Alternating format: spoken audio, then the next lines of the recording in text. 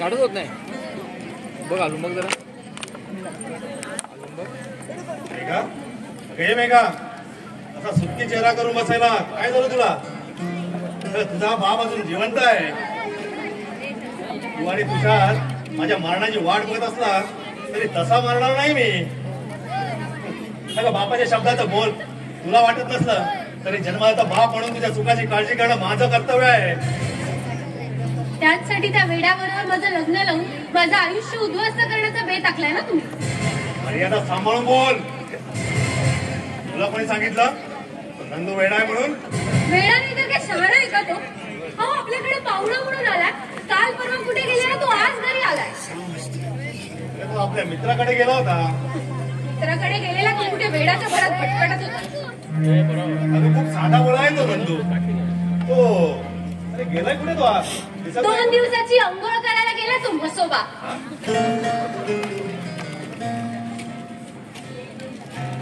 काकासाहेब अहो तो पाहुणा बघा त्याचा उंके देऊन रडतोय. मला वाटते त्याला वेड्याचे धक्के वगैरे आले असावे. मोठ्या आता तू काहीतरी बोलून त्यात भर घालू नको. तो नंदू वेडा आहे की शहाणा हे न कळायला मी काही दीड शाणा नाहीये. अरे तो नंदू चांगल्या शिकल्या सवरलेला श्रीमंत घरचा मुलगा आहे. अहो आजकाल शिकले सवरल्या माणसांची डोकी फिरतात बघा. अशा माणसाबरोबर लग्न करणं म्हणजे दिव्यच आहे. दिव्यवत करायला नवरा चांगला आवाज आहे तर दिव्यवत करायलाच हवं. साधा जन्मीचा पती म्हणून त्यालाच परमेश्वर समजून त्याला पूजावं. नवरा दारोडे असो वा जुगारी असो त्याच्या चुका पदरात घेतल्याच पाहिजे. पण आजकालच्या या मुली ड्रेस घालतात त्यांना पदरच कुठं असतं. काकासाहेब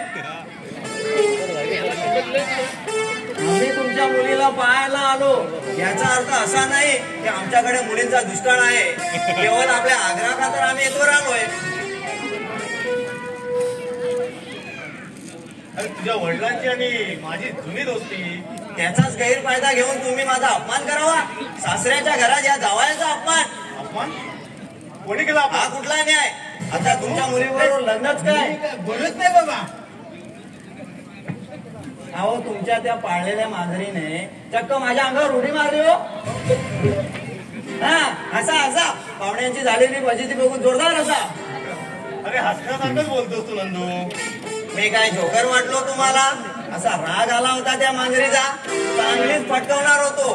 परंतु माझ्या अंगावर कपडे कमी होते म्हणून बाथरूमच्या बाहेर येण्याचं धाडस केलं नाही मी. सगळा वेड्यांचा बाजार आहे. नंदूच्या न्याहारीची व्यवस्था कर. एकदा सांगितलं ना इथे पाणी सुद्धा घेणार नाही मी. अरे पण नंदू आमच्या मेघासाठी विसरून जा सारं. तुम्ही सांगताय म्हणून एक वेळ त्या मांजरीने केलेला अपमान मी सहन करू शकतो. परंतु दुसरी गोष्ट विसरणं शक्य नाही मला. दुसरी कुठली गोष्ट सांगायला मला लाज वाटते हो.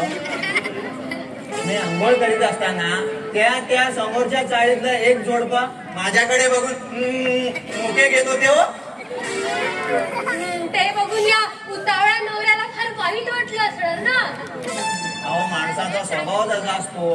स्वतः 4 दिवस उपाशी असला तर काय वाटत नाही. परंतु दुसरा पोटभर खातो हे बघून त्रास मात्र होतो ना.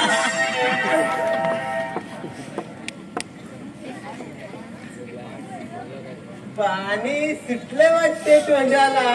पाणी सुटलंय. आणि सुटायला मी काही लाल गोट्या नाहीये. परंतु त्यांचे ते चाळे बघून वाईट वाटलो. कारण माझ्या अंगावर कपडे कमी होते आणि ते दोघं माझ्याकडेच बघत होते हो.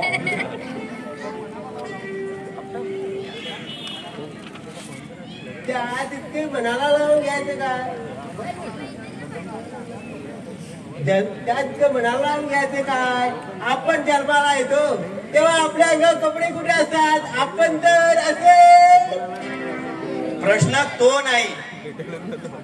मी म्हणतो त्यांनी माझ्याकडे चोरून बघावंच का? त्यांचं लग्न झालं असं म्हणून एकमेकाची मुके घेऊन मला जळवायचा. आता या नंदूचंही लग्न होणार आहे. मुलगासारखा बोलतोस ना नंदू तू. तुम्ही सगळेजण असं बोलताय म्हणजे इथे आल्यापासून माझ्या डोक्याचा स्क्रू ढिला आहे आणि मला वेळ लागला आहे का? तसं असेल तर काकासाहेब सगळ्यांनी मला माफ करा. तुम्हा सगळ्यांना श्रीमंत रावसाहेब दांडेंचा चिरंजीव वाकून मुजरा करतो ही आमच्या घराण्याची शिस्त बरं का. केव्हाही कुठेही वाकायचं परंतु ओढायचं नाही. कोणत्या नाटकाची काढून चालले काकासाहेब तुम्हीच का?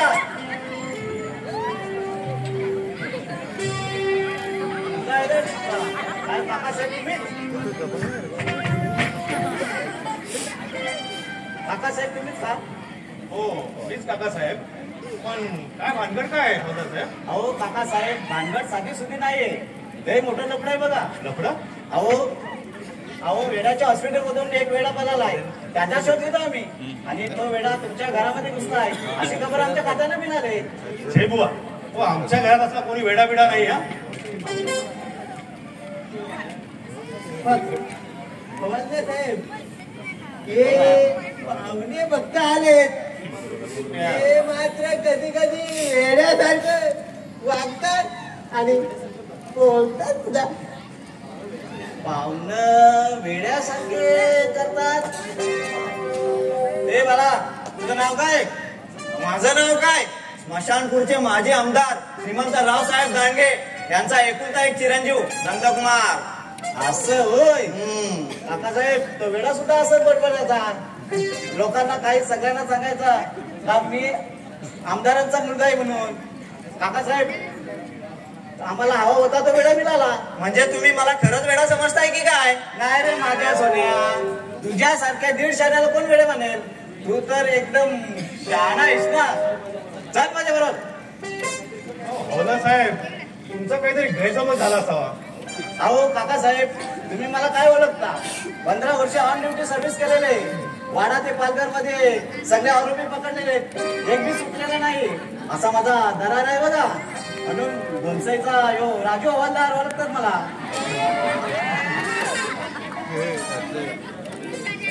हो पण हा नंदू माझ्या मित्राचा मुलगा आहे. हा तुमच्या मित्राचा मुलगा आहे. मग किती वर्ष ओळखता त्याला तुम्ही? लहानपणीच बघितला होता 15 वर्षापूर्वी. त्यानंतर आता 2 दिवसापूर्वी आलाय तो आमच्याकडे राहायला. 2 दिवसापूर्वी ना. तो वेळा सुद्धा हॉस्पिटल मधील 2 दिवसापूर्वी काय झाला पळाला बघा. अहो तुम्ही शिकले सवरलेली माणसं. कवा तरी बघितलेल्या वेड्याला कवा तरी बघितलेल्या पाहुण्यांना तुम्ही घरात दारात येता. अशा वेड्याला घरात घेऊन काय जावाई बनवून घ्यायचा विचार आहे काय? हो साहेब खरंच माझा होणारा भावी जावाई आहे. आता मात्र कमालच झाली बघा. काय लोकांनी तुमच्यावर चाटोटोनं केलंय बघा. अहो तुमच्या घरामध्ये एक तरणी-टाट पोर जवान आहे आणि या वेड्याला तुम्ही वेड्याला घरात घेऊन घेता आणि या वेड्याच्या भरात त्या मुली सगळी बरे वाईट केले तर तुम्ही आमच्याचकडे याल ना कंप्लेंट द्यायला. अहो मी खरोखर रावसाहेबांचा नंदू आहे. नीट बघा माझ्याकडे. लय चिकना आहेस रे माझ्या राजा. काकासाहेब याला घेऊन जातो मी. अहो विश्वास ठेवा माझ्यावर. हा नंदू वेडा नाहीये. मग कोण मी वेडा आहे? वाटल्यास आमच्या पिताश्रींना फोन लावून विचारा.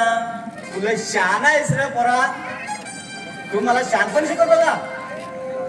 अहो काकासाहेबांच्या शब्दावर तरी विश्वास ठेवा. विश्वास फक्त आमच्या ड्युटीवर आहे. सरकारी कामात कोणी अडथळा आणला तर त्याला चाट टाकीन बघा. म्हणतात मला. तुम्हाला तसं वाटतं घेऊन अहो वेडा नाही समस्यावर सोडून देतील की त्याला. शहाणे माणसाला युगाच घेऊन ठेवायला सरकारने काय मोफत खानावर काढलेले नाही. तुम्हाला एक बजावून सांगतो. तुम्हाला काही सांगायचं असेल तर तुम्ही ते आमचे साहेबांचे सांगा. उगाच माझा भेजा खाऊ नका. बरं अहो कोणतरी सांगाय ना मी वेडा नाहीये. साहेब सांगाय ना शहाणे दाखवतो तुला इंगा माझा.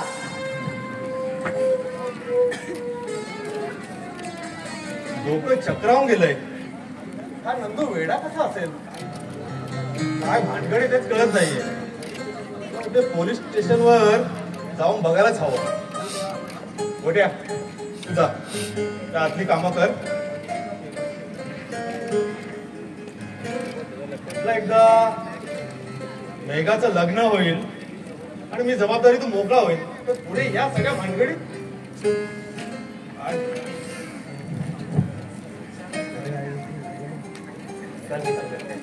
पोलीस स्टेशनवर जाऊन बघायलाच हवं. मांजर आडवं गेलं तर ठरवलेलं काम होत नाही असं म्हणतात. आजकाल मांजराची जागा काळतोंड्या माणसानेच घेतले. काका, एक तोंबड्यांचं बोलणं तुम्ही कोणाला ऐकवताय? कशाला घेऊन आला त्याला इथे? हो काका, त्याचं औषध चालू आहे. त्याला इथंच ठेवणार आहे मी. त्याला हॉस्पिटलला जायला पण सोयीचं होईल. कोणाला विचारून निर्णय घेतलास तू? का माझा मीच घेतला? माझ्या घराची धर्मशाळा बनवणार आहेस तू? हो, माणुसकी हरवून बसलेल्या घराच्या भिंतींना माणुसकीचा रंग देऊन त्या पवित्र करण्याचा प्रयत्न आहे माझा. हा माणूस जर इथे राहिला तर त्याच्याबरोबर तुलाही घराबाहेर राहावं लागेल, लक्षात ठेव.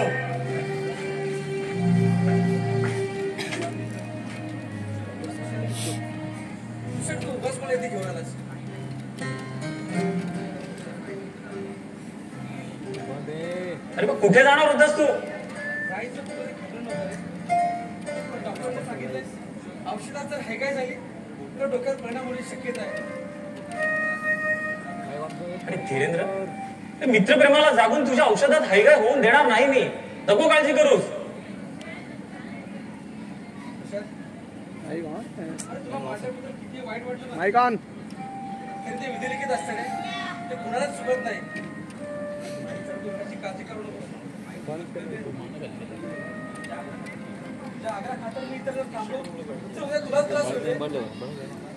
मला त्रास होईल त्याची काळजी करू नकोस तू. अरे या घरचा मी आश्रित नाही. काकांचा जेवढा अधिकार आहे ना घरावर तेवढा माझा सुद्धा आहे. आणि हे बघ, आजच्या भाऊबीजेच्या दिवशी मी माझ्या भावाला घरी घेऊन आलोय. मित्राच्या नात्याने बोलतोय तू तुझ्या, पण पुढे मागे जर तुला कळालं की एकेकाळी तू तुझ्या प्रेसीच्या हिमाचा भाऊ आहे, तूच मला तिरस्कार करून मला घराचं घर नाहीये.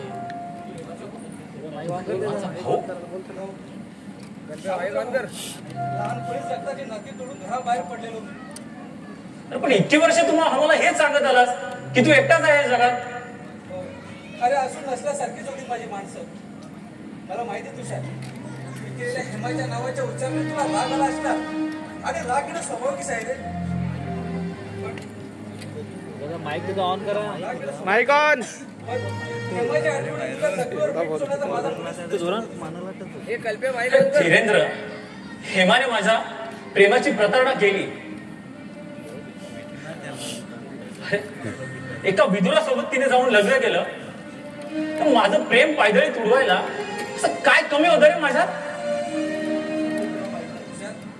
अरे सत्य काय ते तुला माहिती नाही ना, म्हणून तू असं बोलतोयस. सत्य तुझ्या ऐकण्याची इच्छा असेल तर ऐक. तर उद्या जर माझं कमी जास्त झालं तर सत्य सांगायला कोणी मिळणार नाही. तुषार, कधी काही मला भेटायला येईल आणि सत्य काय तुम्ही त्याला सांगेल या आशेवर जगत होती रे ती. कसा अक्कल का त्याला अडकायला काही वांधा काय धीरेंद्र, हेमा या जगात नाहीये? तुषार, तुला हेमा नाही, तुला दैवाने फसवले रे. हेमाच्या बाबतीत जे काही मला माहिती आहे ते तुला सांगू की नको याचाच विचार करतोय मी.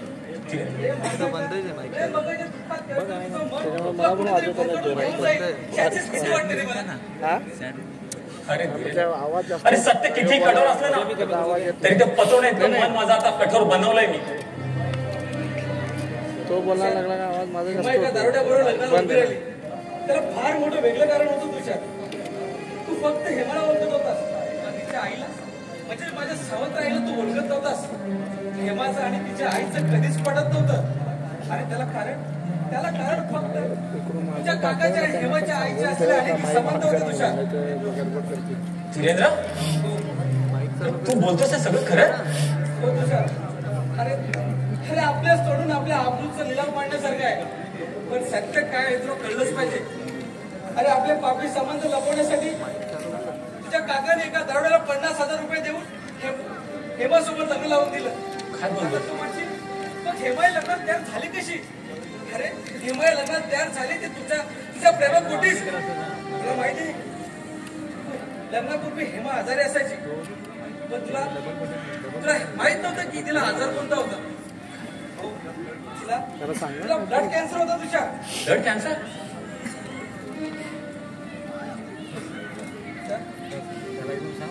अरे हे सत्य सांगण्यासाठी तर तुझ्या आतुरतेने वाट बघत होती, पण तुझ्या आणि तिची कधी भेटच झाली नाही रे. तिने पत्र लिहून माझ्याकडे दिलंय, तू कधीतरी ते वाच. तर तुला माझ्यावर जरी नसला तर हेमाच्या हस्ताक्षरावर तुला विश्वास ठेवावा लागेल. या क्षणापर्यंत मी हेमाला दोषी मानत होतो रे, पण का कोण नाही? माझं अंतर्मन मला नेहमी सांगायचं की हेमा दोषी नाहीये. तुझ्या बरोबर काका तिरस्काराने असं का वागतात हे आज मला समजलंय. म्हणजे त्यांच्या पापाला वाचा फुटू नये म्हणूनच तू इथं येऊ नये असं त्यांना वाटत असावं. आज मी हे मन मोकळं केलंय. हेमाची आई सावत्री जरी असते ना तर ती माझी सुद्धा आईच होती रे. माझ्या लहानपणी तिच्याबद्दल मला खूप वाईट ऐकायला यायचं. तुझ्यात ते मला सहन व्हायचं म्हणून मी घर सोडलं, शाळाही सोडून दिली. निश्चय केला होता की काका साहेबांचा पापी पुत्राचा जाब विचारायचा. त्यांच्यासाठी मी त्यांची संगत केली, पण संधीचा फायदा घेतात त्याच संधीचा जो डोक्याने माझ्यावर कट रचून मला एका चक्रीवात अडकवलं तुझ्यात, आणि फार मी अडकून गेलो रे. काकांच्या निर्दयी स्वभावाबरोबर त्यांच्या पापाला अंकुश फुटले हे आज कळलं मला. धीरेंद्र, आता मला असं वाटतंय या सगळ्या गोष्टींचा एकदा काय तर सोक्ष मोक्ष लावून टाकावा. तू शांत डोक्याने विचार कर. तुझ्या हातात काही वेळोवेळी उघडून मिळेल. तुझं काही वेळोवेळी ठरलं तर त्याला पुढं लहान मोकळं होऊन जाईल रे. तू शांत डोक्याने भविष्याचा विचार कर. बरोबर आहे ना, मी पण पहिला हेच समजावत होते.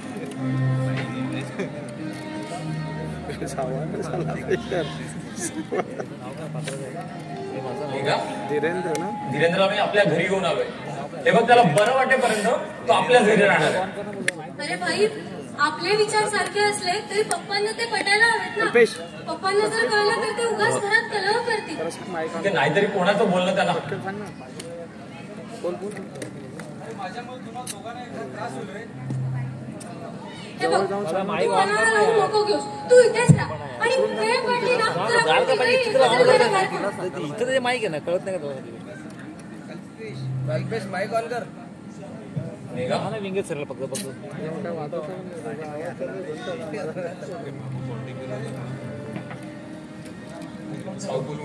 कुणी सांगावं पुनर्जन्मीचे ऋणानुबंध असावेत आपले. धीरेंद्र, अरे नाती फक्त रक्तांची नसतात, ती प्रेमाची, जिव्हाळ्याची आणि आपुलकीची सुद्धा असतात. मेघा, अगं तो वेडा अंग आहे की नाही घरात? अरे भाई, एक गंमतच झाली. अरे बाजूच्या वेड्याच्या हॉस्पिटलमधून ना कोणीतरी वेडा पळून गेला आणि हवालदार त्याला शोधत शोधत तिथे आले आणि त्या नंदीला घेऊन गेले. काही कळतच नाही. वेड्यासारखं वागतो तर कधी सोहळ्यासारखं वागतो. मला तर वाटतं त्याला अमावस्या पौर्णिमेला वेड्यांचे झटके असतील. नाहीतर काय, अजून काय शिकवायचं वेड्यांना.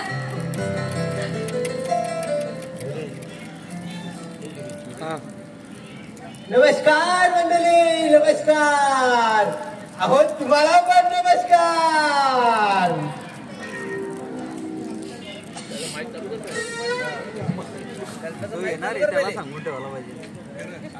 ही आमच्या घड्याळाची शिस्त बरं का. केव्हाही कुठेही, केव्हाही कुठेही वाचायचं पण बोलायचं नाही. मोठ्या ऍक्टिंग चांगली जमते तुला.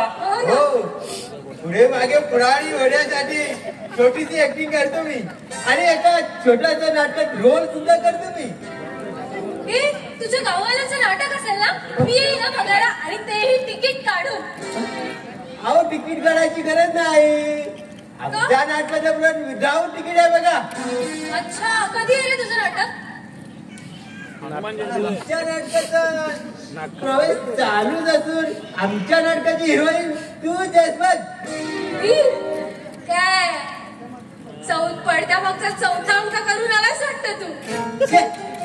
अहो चौथ्या अंकात माझी भूमिकाच नाही. माझा रोल फक्त 3ऱ्या अंकापर्यंत आहे. चौथ्या अंकाला आया साहेब म्हणजे हिरोईनला पसंत नसलेल्या हिरोला बलवून लावायचा.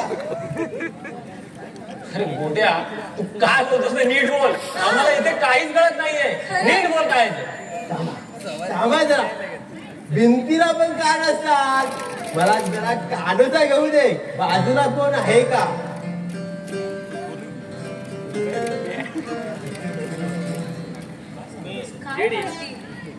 कुणीच नाही बघा. तुमच्या समोर ते नाटकाचा रस्ते भेद खोलायला हरकत नाही. अहो उमेशने आणि मी ठरवून हे नाटक केलं बघा. आताच एका हिरोईनला पसंत नसलेल्या हिरोला ते हवालदार घेऊन गेले ना. ते हवालदार करत नसल्याच्या माईला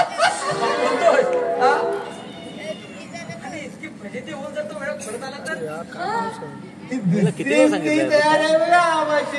वेंगीत सांगतो त्याला कधी लक्षणे. दुसरी ती अशी आहे की त्या हिरोला आणि हिरोची फजिती झाल्यानंतर तो हिरो कशाला येईल मरायला इथे.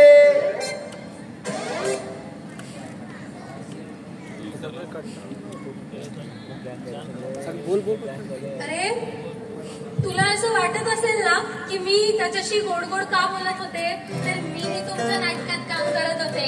का सांग? कारण पप्पांना संशय येऊ नये ना म्हणून. हो पप्पांना संशय आला आणि तिकडे गेले तरी तिथे त्याला कोणीच भेटणार नाही बघा. का? मी आणि हवालदारनी अगोदर ठरवलं होतं त्या वेड्या नंदूला अर्ध्या रस्त्यावरच उतरून टाकला असेल. बापरे.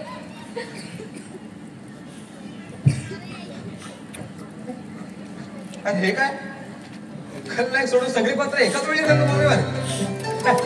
या या नक्कीच काहीतरी भानगड दिसते इथे.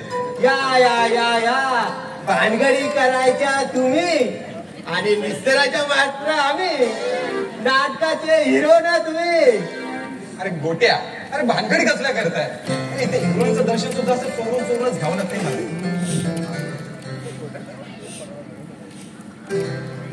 आलं लक्षात किशोर भाई काय बोलतात. चोरून चोरून म्हणणं भेटवतंय. आपण जाऊया आपल्या आपल्या कामाला. म्हणजे कसं दोघच जर इथे.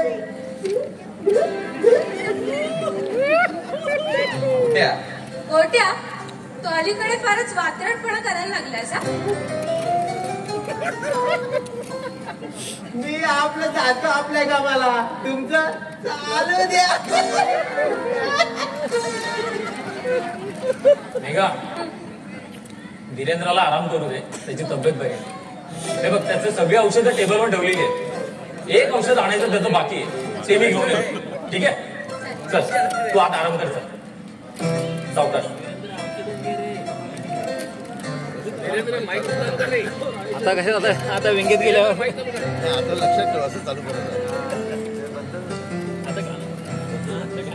मेघा, हे बघ मला जर यायला उशीर झाला तर त्याच्या औषधाच्या वेळेला बरोबर त्याला औषध दे. काय काही करू नको. चल हा.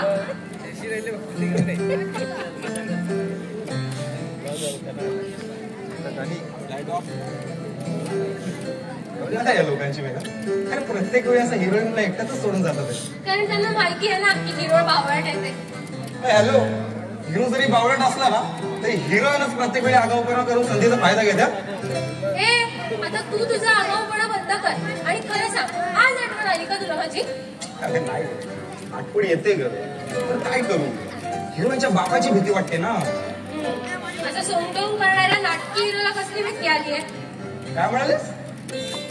नाटकी हिरो? अगं त्या पिक्चर मधल्या डुप्लिकेट हिरो प्रमाणे समजतेस काय तुम्हाला? हे बघ, असंही तू सध्या तरी टेम्पररी हिरोच आहे. जर मी तुला कधीही डच्चू दिलं तर? हे पण काही म्हणा, तुझ्या त्या मित्राने हवालदाराची भूमिका छान वाटवली. अगं ओळख नसतो त्याला. हरकत नाही, पण मेघा तुझ्या पप्पांनी म्हणजे काकासाहेबांनी जर त्याला ओळखलं असतं तर?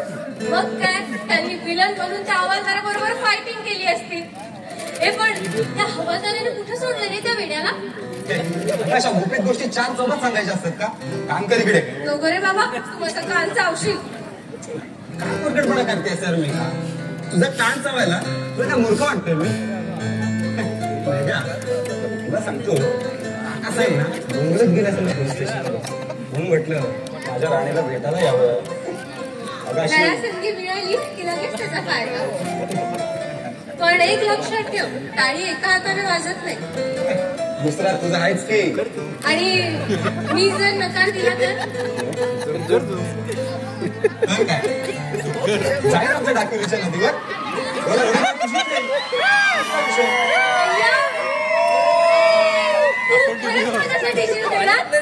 लगेच लाडात आली बघा. तुझ्यासारख्या 56 पुरी भेटतील मला. 56 पुरी काय का? माझ्या राणीसाठी मी जान पण अर्पण करेन. काय घाबरतेस? हे बघ, जीव देणं हा गुन्हा आहे. पोलीस मानगूट पकडतील तुझी. ठीक आहे ना, काय करतील? 2-3 दिवस पोलीस स्टेशनला ठेवतील. आपण माझ्या घरची माणसं मात्र शोधाशोध करतील. म्हणतील आमच्या सोन्यासारख्या पोरानं त्या आजकालच्या 1.5 दमडीच्या मुलीसाठी जीव दिला स्वतःचा. हे दगड्या, मी 1.5 दमडीची आणि तू सोन्यासारखा का? अगं माझे घरचे काय म्हणतील ते सांगितलं मी का. तुझ्या घरचे काय म्हणतील ना ते मला माहिती. उलट तुझ्या घरचे म्हणतील की आमच्या मुलाने जर आम्हाला आधीच सांगितलं असतं ना तर आमच्या मुलाला पदरात घेण्यासाठी आम्ही तुझी विनवणी केली असती. अगं मला पदरात घ्यायला तुझ्या ड्रेसला पदरच कुठे आहे? मेघा, जर खरंच माझं काहीतरी बरं वाईट झालं तर तुझ्या कपड्यावरचं कुंकू पुसायला विसरू नकोस मेघा. अरे पण मी कुंकू कुठे लावते? मी तर टिकली लावते ना. अगं म्हणजे तेच ग, टिकली काढायला विसरू नकोस. नाहीतर तुझ्या लगेच टिकलीला दुसरा धणी शोधायच्या मागे लागशील. उमेश, आता बास. हे सगळं अवघाताला नको. घाबरलीस की काय तू? अगं इतक्या लवकर तुला सोडून जायला मी काय हरसिक नाहीये. आणि आप कोई डरने की बात नाही मेरे डार्लिंग. मी सुद्धा तर चांगल्या नोकरीला लागलोय. काय सांगतोस? सांगून टाक तुझ्या म्हाताऱ्याला. आमचं दोघांचं एकमेकांवर प्रेम असू आम्ही दोघं लवकरच लग्न करणार आहोत. बोल केव्हा सांगतेस? अरे पप्पांना सांगण्यासाठी मला धीर होत नाहीये. तुला धीर होत नाही आणि मला धीर धरवत नाही. असं वाटतं मेघा तुला उचलून नेऊन पळूनच जाऊन लग्न करावं. मला पळून न्यायला मला उचलून नेणे इतकी ताकद आहे का तुझी? तुला उचलून न्यायला नाही जमलं तर तंगडीला धरून खेचत नाही. ऐका ना, तरुण मुलीच्या तंगडीची करामत ठाऊक नाही तुला. एक तंगडी बसली ना तर भल्या भल्या तरुणांची 32शी लंगडी होते.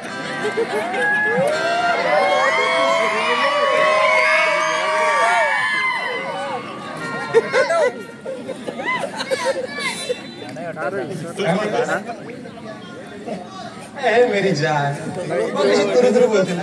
अरे बापाच्या घरात आहेस म्हणून तुरु बोलून माझा पचका करू नका. अब हम भी कुछ कम नहीं समझे. समझी. अच्छा जी मैं समझी. अब तुम घर पे जाओ ना, पप्पा मेरे आएंगे, तुम घर पे जाओ. उमेश, आता जा. पप्पा कधी येतील? काय करतोयस?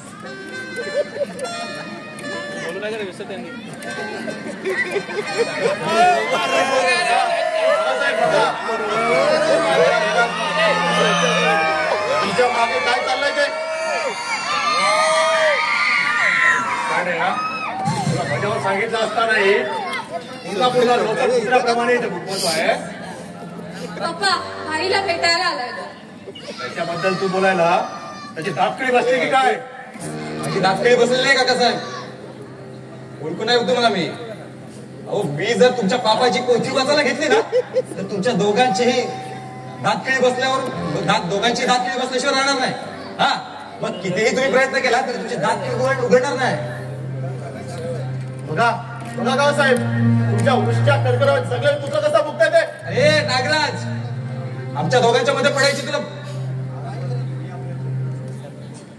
काका साहेब, हो आजवर तुम्ही मला तुमच्या नोकराचा पोर म्हणून पावलावर अपराध करतात माझा.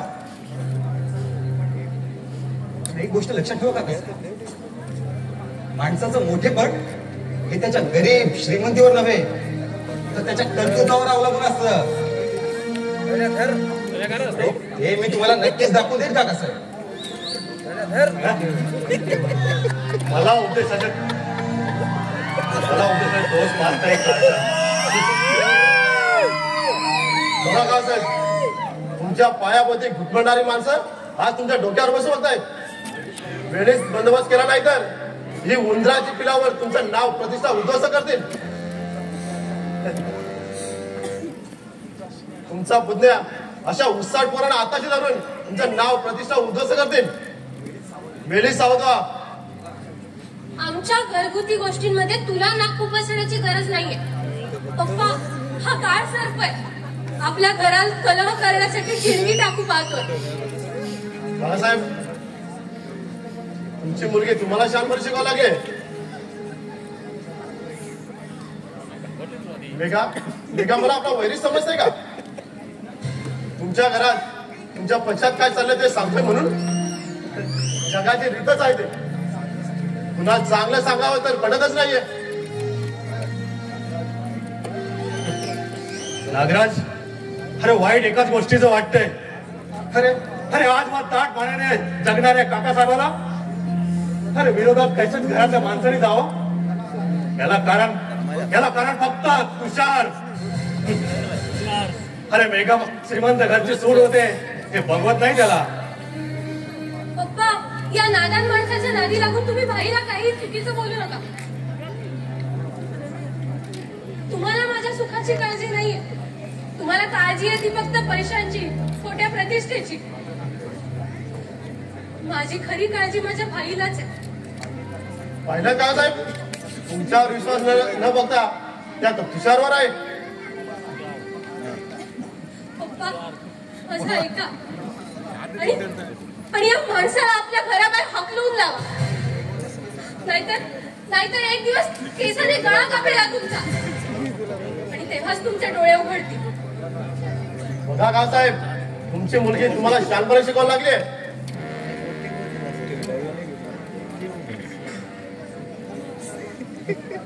अरे मेघाला तुषारला मी काळावेरी वाटतोय आणि अलीकडे तर ते कार्ट त्याच्या बापाच्या इस्टेटीचा हिशोब मागतो माझ्याकडनं. एकदा हिशोब देऊन बघवायचं. कसला हिशोब देणार? अरे मिळाल्या पैशातून त्याच्या बापाचं कर्ज फेडलं मी. आईच्या औषध पाण्यासाठी पाण्यासारखा पैसा खर्च केला मी. हे तुषारला माहिती नाही का? त्याला माहित असलं तरी मला छायाला जन्माला आलाय तो. आणि आता तर काय धीरेंद्रला जोडीला घेऊन आलाय घरात. आपल्या ठरलेल्या कार्यस्थळाला यश आलं वाटतं. किती दिवस तो या घरात राहणार आहे? कधी एकदा त्याचा शेवट होतोय असं झालंय मला. एका दगडात 2 गिधाडांचा शिकार व्हायलाच हवी. योग्य वेळ साधून त्या वेळेचा उपयोग करायला हवा का साहेब? नाहीतर आपल्या दोघांच्या गळ्याला फास बसेल. विष इतकं झाली पाहिजे की त्याचा 24 तासात निकाल लागेल. धीरेंद्रच्या पोटात विष आणि तो विष प्रयोग केल्याचा आरोप तुषारवर. तुषार तुरुंगात आणि धीरेंद्र वर. आपण दोघेही मोकळे. नंतर मला मात्र विसरू नका. अरे इमानानं साथ केलीस तू माझी. त्याची परतफेड ती कशी करायची ती योग्य वेळेला सांगेल तुम्हाला मी. हा साहेब, या औषधाच्या बाटल्या अरे त्या चोराच्याच, धीरेंद्रच्याच त्या. देव तुमच्या पाठीशी उभा आहे. संधी चालून आली. आजूबाजूला कोणी नाहीये तर त्या वस्तूचा उपयोग करायला हवा. ही घ्या पुढे. इतक्या शुभ कार्याला वेळ नको. मी दरवाजात उभा राहून कोण येतो का बघतोय. अशी संधी पुन्हा मिळणार नाही. नागराज, दरवाजा थांब.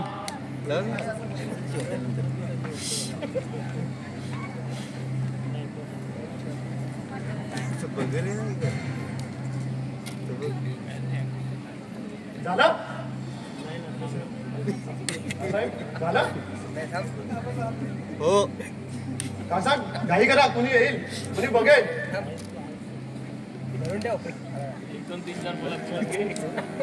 काकासाहेब झालं का तुमचं? 20 पर्यंत पोहोच.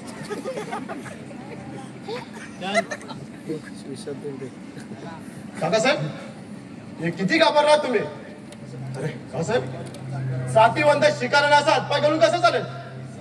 अरे अरे जखमी जनावरांची शिकार आहे आणि जखमी जनावर खूप घातकी असतात रे. घाबरू नका. पिसाळलेल्या जनावराला गोली घाला, नागरा समर्थ आहे. अरे तुझ्याच भरोशावर तर हे धाडस करतोय मी. हे जखमी कुत्रा आलं वाटतंय. नागराज, आवाज चढू नकोस. मेंदूला झटका बसला तर घटक्यात गार पडशील. आरामजाद्याला प्रायचित्त मिळालंय तरी चरबी चढलेली नाही त्याची. एक वेळ माझी चरबी चढली तरी माझ्या मनातल्या सुडाने शांत होणार नाही काकासाहेब. तुम्हाला दोघांना एकत्र बघितलं ना तर डोंबिवलीची ओळख पडते. खोटे नाटे आरोप करून मला संपवण्याचा प्रयत्न केला ना तुम्ही, पण आता मीच तुम्हाला संपवणार आहे. असं काय? म्हणजे कोल्हा वाघाची शिकार करणार तर? नागराज तुझा मी बघतो याच. आता येऊ द्या तुषारला. सगळं काय ते खरं खरं सांगतो त्याला. माझ्याबद्दल तुषारला काय सांगितलंस तर जिवंत राहणार नाहीस तू. धार मारणार काय मला? अरे माझी बदनामी करणार आहे, माझी बदनामी करण्याचा विडा उचलणार आहे कर्मचंडाला. तुला काय वाटलं तुषारला माझ्याबद्दल सांगू नये म्हणून तुझे मी पाय धरेन? साहेब सोडा करा म्हणत. अरे मेला तरी सोयी सुद्धा पाहायला कोण असतोस रे आमचा? अरे रस्त्याच्या कडेला चढलेल्या कुत्र्याप्रमाणे हार करायला लावेन तुला मी.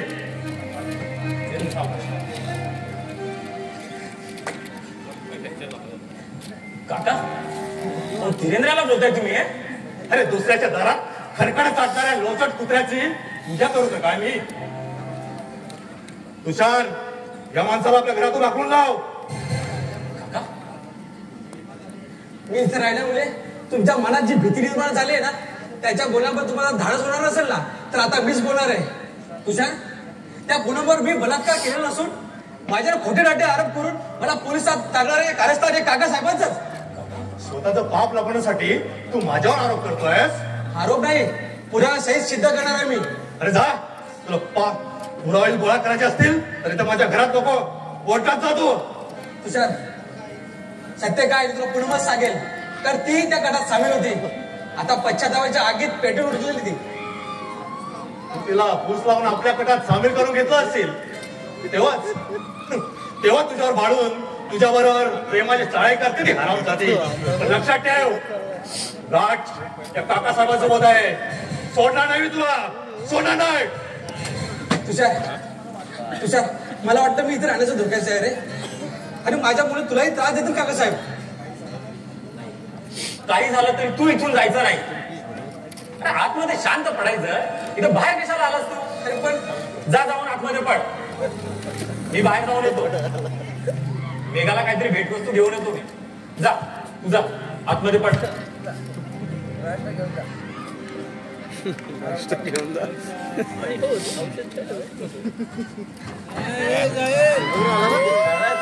बेजबाबदार माणसांना घर चौकात कपडे काढून चावताने फटके दिले पाहिजेत. त्या श्रीमंत आमदार रावसाहेब दानगेच्या पोराला पोलीस वेड समजून घेऊन जातात. त्याचा अर्थ काय बाई साहेब? अरे मूर्ख आहेस तू. मूर्ख माणसं सुद्धा कधी कधी सारखी करतात. ऐकावं माणसानं. खाली समोर अरे चक्रम लेखाच्या सोड. ए गोट्या, धीरेंद्राच्या औषधाचं बघ. मी जरा बाहेर जाऊन येतोय. त्याचा औषधाचा टाइम झाला की आठवणीनं औषध दे. या घरातल्या माणसांच्या डोक्याचं एक आठवण दिलाय वाटतं. म्हणजे महाराज, आमचे सासरे बुवा कुठे गेले? अरे परत आलास? मग काय करणार? डुप्लिकेट होता. त्यांनी मला पोलीस स्टेशनला मला वाटतं त्याच्या डोक्याची खूप थोडी उशिराने पेटली असावी की त्याला हवा असलेला वेडा मी नाही. अरे पण त्या हवालदाराला केव्हा समजलं की तू वेडा नाही म्हणून? उतरल्यावर म्हणजे तो घेतल्यामध्ये होता का हवालदार?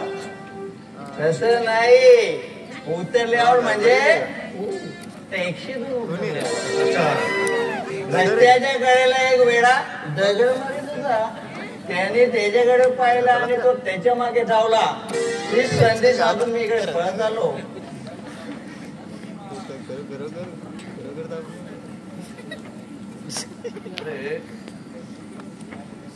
मस्त या गुढे महाराज. फक्त तिघांचाच एक नंबर. अरे गोट्या, तू कशाला बाहेर आलास?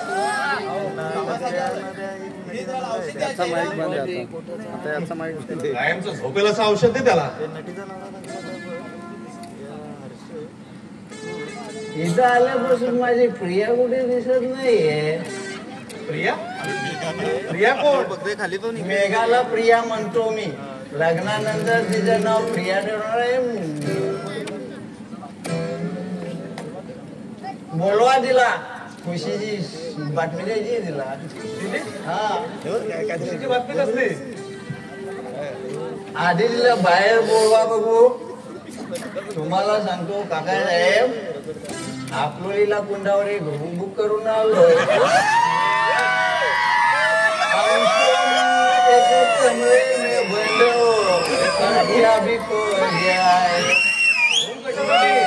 जागेच्या टंचाईसाठी नव्या जोडप्याची गैरसोय होऊ नये म्हणून केलेली ही आगाऊ सोय. खरोखर वेडा आहेस की काय रे तू? तुम्हाला मी खरोखर वेडा वाटत असेल तर आपला नाच सोडून द्या. अहो, कितीतरी मुलींचे बाप जोडे जिरवर येतील आमच्याकडे, परंतु तुमच्या मुलीचा आणि माझा जोडा चांगला दिसतो असे लोक म्हणतात. काय हो, बरोबर का नाही? आम्हा सांगाय ना, आपलं सांगा. अरे आली आली आपली प्रियतम आली. आगे ये जवळ ये, आगे ये जवळ. वास येणार आजकाल बिनवासाची दारू मिळत. दारू प्यालास? माझ्यासारखी सभ्य माणसं ड्रिंक घेतात, दारू पित नाही.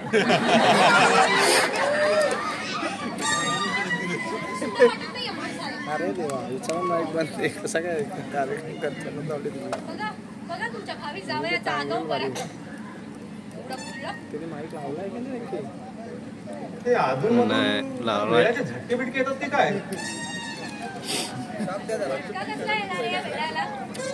ते दोन ठेवलं असतं ना ते तरी चालतं. माणसं आहेत ना एमर्जन्सी ठेवा, याच्यानंतर आवाज आला असतो. बरोबर दारू पिलाय? माहीत बंद आहे. अहो, खोटी खोटी दारू प्यायला मी काय सिनेमातला का नाटकातला खलनायक नाही काय? अहो, तुमच्यासारख्या प्रतिष्ठित माणसाचा जावई होणार आहे मी. त्यात खुशी खातर एक 90 घेतली मी. अहो, माझा मित्र तो भोयरांचा तनू एखादी कंट्री घेतल्याप्रमाणे पिंपरी घ्यायला सोडून. तू नेहमी दारू पितोस की काय? नेहमी दारू प्यायला मी काय बेवडा आहे? आता आठवड्यातून 4-5 वेळेला तर त्याला पाणी की मारावीच लागते.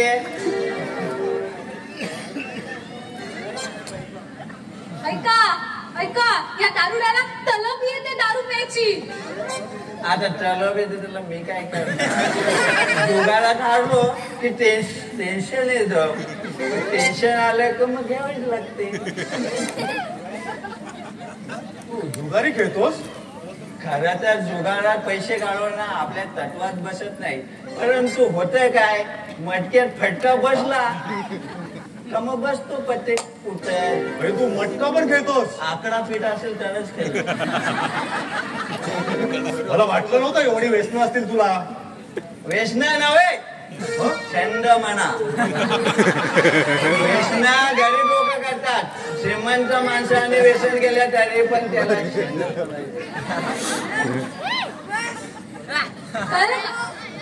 कळलं का तुमच्या हा जावयाचे पराक्रम किती सर्व गुण संपन्न आहे ना. बोलली ना या दारुड्या बरोबर ना मी मुळीच लग्न करणार नाही.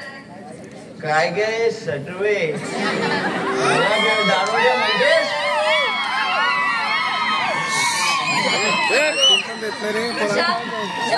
एवढ्या माणसांचं मला तोंडही बघायचं नाही.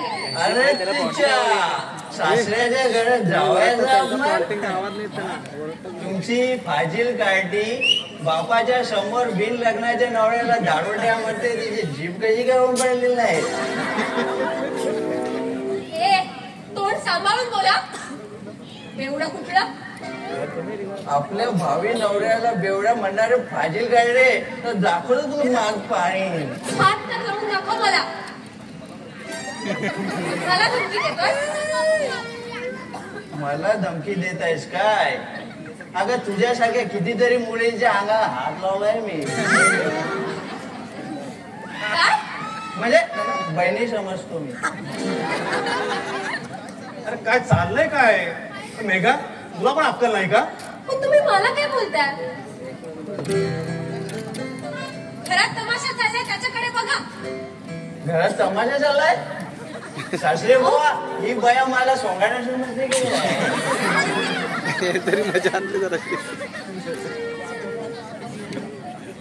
नंदू तू हात जाऊन झोप जा. जा उतरल्यावर बोलू आपण. उतरल्यावर म्हणजे माझ्याप्रमाणे तुम्ही घेतली की काय. घेतली नाही आता घ्यावीच लागेल. मी काय म्हणतो काकासाहेब आपण दोघांही एकदाच घेऊयात का. म्हणजे कसा तुम्ही दारूचा खर्च करा मी चाकण्याचा खर्च करतो. ते म्हणतात ना खुळं पेरलं की येडं उगवतं तसली गळते. लवकर घेऊन जा या ठोंब्याला. अरे नंदू कधी कधी शहाण्यासारखा तर कधी ठार वेड्यासारखा वागतो.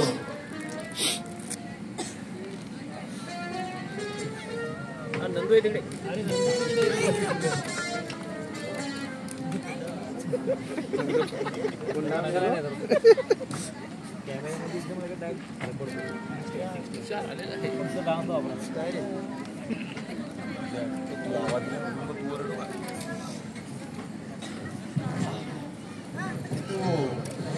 आलाच माझं डोकं खायला. काका मला एका महत्वाच्या विषयावर आज बोलायचंय तुमच्याशी.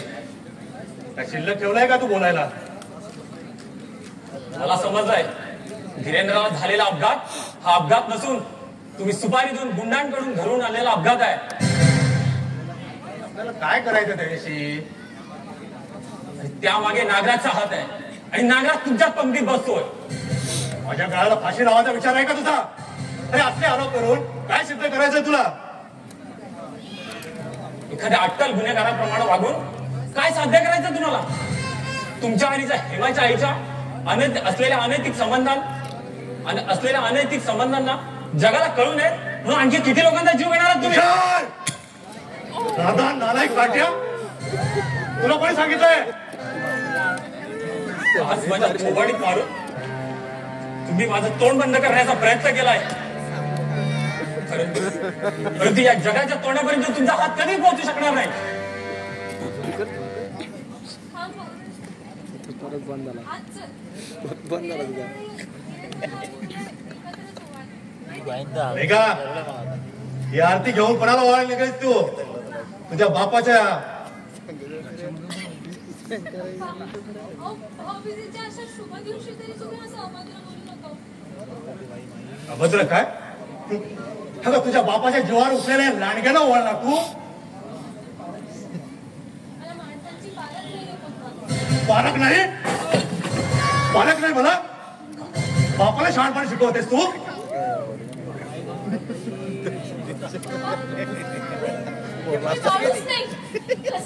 कसाई मेघा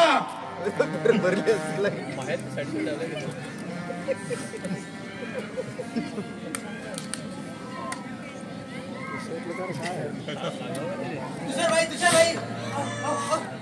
धीरेंद्र बघा काय करतोय. ते औषध घेतल्याबरोबर त्याला गरगरावं लागलंय आणि त्याला चक्कर सुद्धा आले. चला लवकर त्याला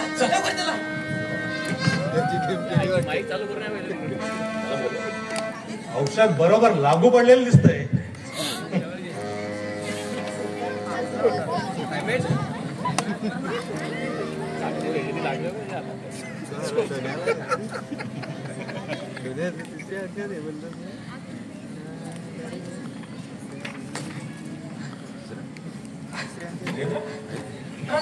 काय झालं रे तुला?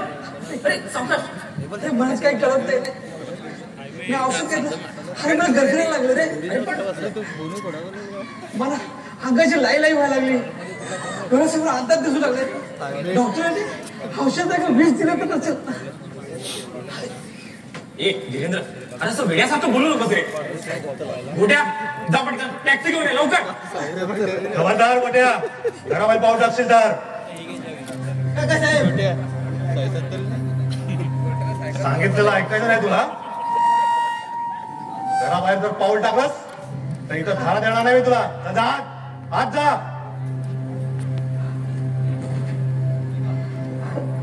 भाई चल आपण दोघं जाऊया. मी येते तुझ्यासोबत.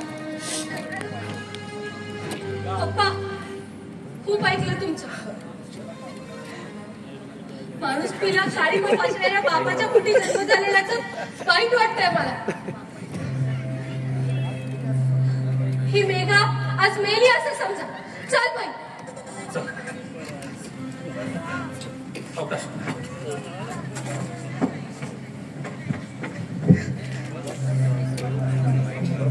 बस आता कसला पोहोचतोय हॉस्पिटलमध्ये. अरे तिथपर्यंत पोहोचण्या अगदीच धीरेंद्रचा गेम खाल्लास. आता अशा वेळी तर थांबून चालणार नाही. 1-2 दिवसासाठी कुठेतरी बाहेर गेलेलो चांगलं. साहेब कोण? नमस्कार. माझं नाव शेखर शिंदे. मला आपल्यालाच भेटायचंय. मी ओळखलं नाही तुम्हाला. आता ओळख तर होईलच आपली. खरं तर माझा एक मित्र या घरात राहायला असतो असं समजलंय. कोण? तो धीरेंद्र. त्या उडाण टप्पूला माझ्या पुतण्याने तिथे घरात आणलंय. पण तो आता घरात नाहीये, बाहेर गेलाय. म्हणजे अजून जिवंत आहे तर तो. त्याला कसली धाड भरली? अहो आपल्यासारख्याने मनावर घेतलं तर न घडणाऱ्या गोष्टी क्षणात घडून येतात. आपल्या बोलण्याचा अर्थ अर्थ तुम्हाला समजायला हवा होता. खरं तर गुन्हेगाराची पावलं गुन्हेगारच ओळखतो. म्हणजे माझ्या घरात माझ्यावर आरोप करताय तुम्ही? फक्त आरोपच नाही तर नागराजच्या आणि तुमच्या कारस्थानी चक्रव्यूहाचा भेद करून तुमच्या पापाची पोथी वाचणार आहे मी. म्हणजे कोण आहे तुम्ही? आपल्याप्रमाणेच एक अट्टाल गुन्हेगार आहे मी. चाळा लागेतून नाही तर नडीचा घोट घेईन मी तुझ्या. धीरेंद्रच्या औषधात विष मिसळलं तुम्ही. अहो आपल्यासारख्या सरावलेल्या गुन्हेगारांना असं दचकू नये. आपल्यासारख्या गुन्हेगारांना पाळत ठेवून त्यांना जाळ्यात पकडणं आणि त्यांना ब्लॅकमेल करून पैसा उकळणं हाच धंदा आहे माझा. म्हणजे तू पोलिसांचा खबरी तर नाहीस ना? अहो पोलिसांना खबरी देऊन आम्हाला काय मिळणार? त्यापेक्षा तुमच्यासारख्यांकडून अधिक फायदा होईल. हो हे बघा, ते विषयाचं प्रकरण कोणाला कळू नये म्हणून तुम्ही मागाल ते रक्कम द्यायला तयार आहे मी. आता कसं, नागराजने विषाची बाटली खरेदी केल्यापासून मी त्याच्या पाठलागावर होतो. नागराजचं आणि तुमचं बोलणंही रेकॉर्ड केलं आहे मी. आणि इतकंच काय तर नागराजचं आणि तुमचं विषात औषधात विष मिसळताना तुमचा फोटोही घेतला आहे मी. या या या काकासाहेब, आता माझी आणखी ओळख हा नागराजच सांगेल तुम्हाला. तू आणि इथे